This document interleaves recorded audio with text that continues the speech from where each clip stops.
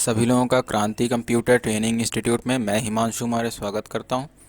तो चलिए, आज की जो पिछली क्लास थी हम लोगों ने उसके में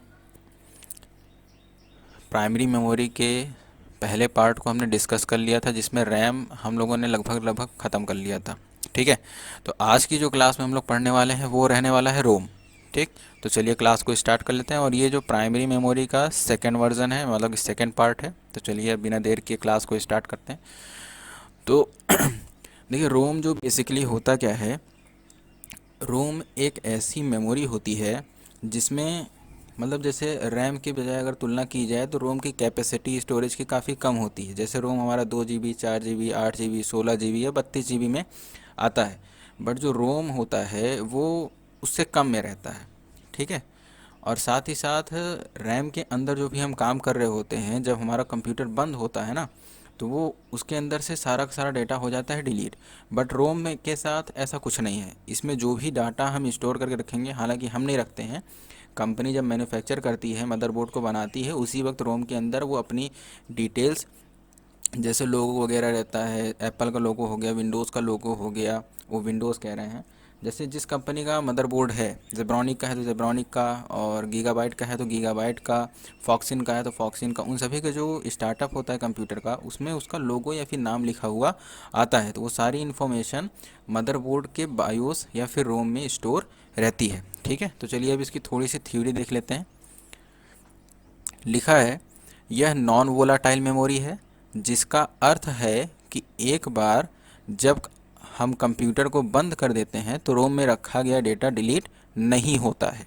जैसा कि मैंने बताया, नॉन वोलाटाइल मेमोरी इसलिए बोला जाता है, नॉन वोलाटाइल मतलब स्थायी मेमोरी है, यानी परमानेंट मेमोरी का एक टाइप होता है हमारा रोम, जिसमें अगर हम कोई भी डाटा रखते हैं तो वो डिलीट नहीं होता है।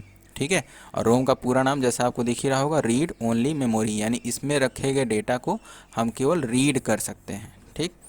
हालांकि रोम के कई सारे अलग अलग टाइप आते हैं, जिसमें हम कुछ बाद में बदलाव भी कर सकते हैं। अगला पॉइंट देखिए, इसमें रखे गए डेटा को यूज़र सिर्फ पढ़ सकता है, इसमें कुछ बदलाव नहीं कर सकता है, इसलिए रीड ओनली मेमोरी कहा जाता है। ठीक है।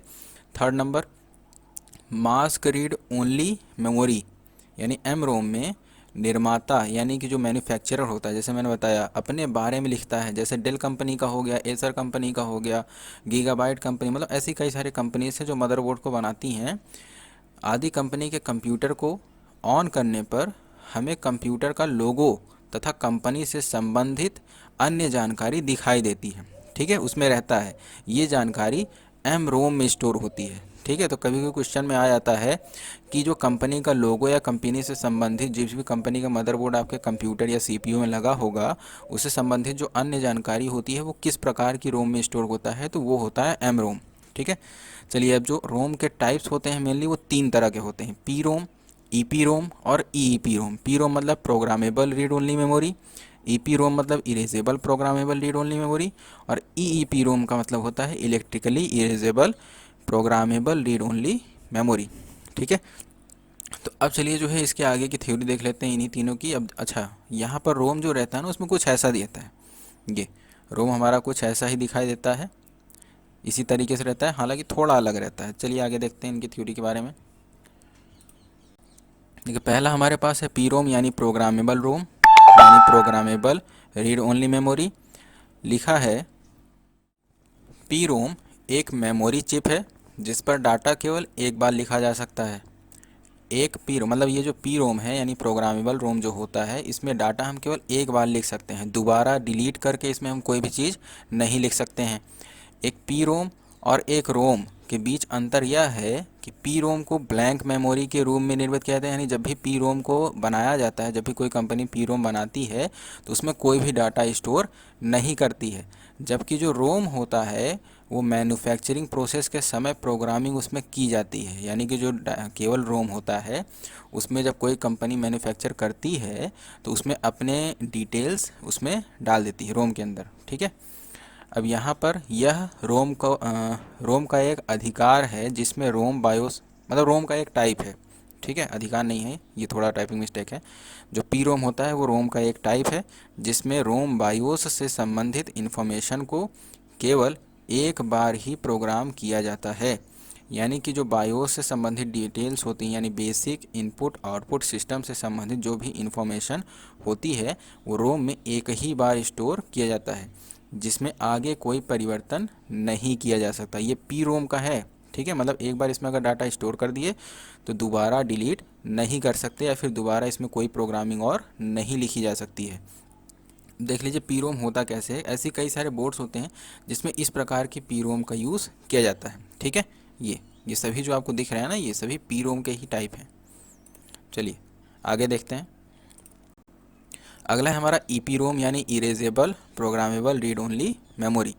अब यहाँ पर क्या लिखा है, यह एक विशेष प्रकार का पी रोम है जिसमें स्टोर्ड डेटा को अल्ट्रावायलेट लाइट यानी पराबैंगनी प्रकाश के संपर्क में लाकर मिटाया जा सकता है। मतलब अगर हम यूवी रेस इस पी रोम के ऊपर डालते हैं, भी डाटा है उसको इरेज किया जा सकता है, तो इसे फिर से प्रोग्राम किया जा सकता है। अब जो हमारा ईपी रोम होता है ना, वो कुछ ऐसा रहता है, यहीं पर यूवी रेस को डाला जाता है, ठीक। यहाँ पर जैसे ही इसके कांटेक्ट में यूवी रेज आती हैं तो इसमें जो भी डेटा स्टोर रहता है वो डिलीट होने लगता है ना।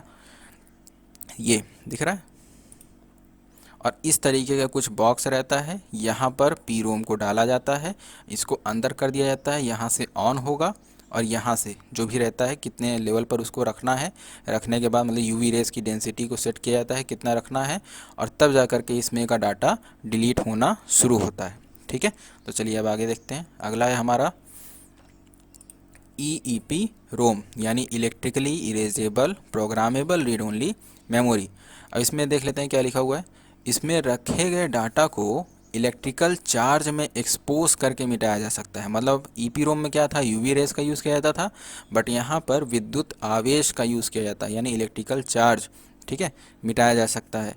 अन्य प्रकार के पी रोम की तरह EEP रोम अपने कंटेंट्स को बरकरार रखता है, चाहे बिजली बंद ही क्यों ना हो जाए, यानी पावर ऑफ ही क्यों ना हो जाए। मतलब जितने भी रोम के टाइप हैं, चाहे पी रोम हो, ईपी रोम हो या EEP रोम हो, ये तीनों ही ऐसी मेमोरी हैं कि पावर ऑफ होने के बाद भी इसमें जो डेटा रखा गया है वो हमेशा सेव बना रहता है, मतलब सुरक्षित रहता है। यहाँ क्या लिखा है, अन्य प्रकार के रोम की तरह EEP रोम भी रैम जितना तेज नहीं होता है, परंतु EEP रोम फ्लैश मेमोरी के समान है, जिसे कभी कभी फ्लैश EEP रोम भी कहा जाता है। देखिए नॉर्मली जो फ्लैश मेमोरीज होती हैं ना, वो रैम की तुलना में थोड़ी तेज़ काम करती हैं, सॉरी तेज़ नहीं काम करती हैं, लेकिन इसको फ्लैश मेमोरी कहा जाता है। मतलब जो अभी हम लोग पेन ड्राइव्स यूज़ करते हैं उनको भी फ्लैश मेमोरी के अंतर्गत रखा जाता है। और EEP रोम एक ऐसी मेमोरी है जिसको हम फ्लैश मेमोरी में भी कंसीडर करते हैं, क्योंकि इलेक्ट्रिकल चार्ज के माध्यम से इसमें डेटा को डिलीट किया जाता है, और वो भी कुछ ऐसा ही दिखाई देता है, ठीक है। हमारा EEP रोम भी ये यहाँ पर लगा होता है जो कुछ, ठीक। चलिए अब आगे की क्लास जो है हम लोगों की रहने वाली होगी वो सेकेंडरी मेमोरी स्टार्ट होगी। आज की क्लास छोटी इसीलिए रखे हैं क्योंकि एक एक पार्ट अब छोटा छोटा करके डिवाइड करके आपको स्टार्टअप करते हुए चलेंगे। और CCC की जो पेड बैच हम लोगों की चल रही है उसमें अगर आप लोग ज्वाइन होना चाहते हैं तो आप कमेंट सेक्शन में कमेंट करके बता सकते हैं आपको पूरी की पूरी डिटेल, या फिर कॉन्टैक्ट नंबर पर आप हमारे कॉन्टैक्ट कर लीजिए, आपके स्क्रीन के नीचे ये फ्लैश कर रहा होगा, ठीक है। तो उसमें आपको सारी की सारी डिटेल्स हमारी स्टाफ द्वारा आपको दे दी जाएंगी, ठीक है। वीडियो को पूरा देखने के लिए धन्यवाद। Best of luck.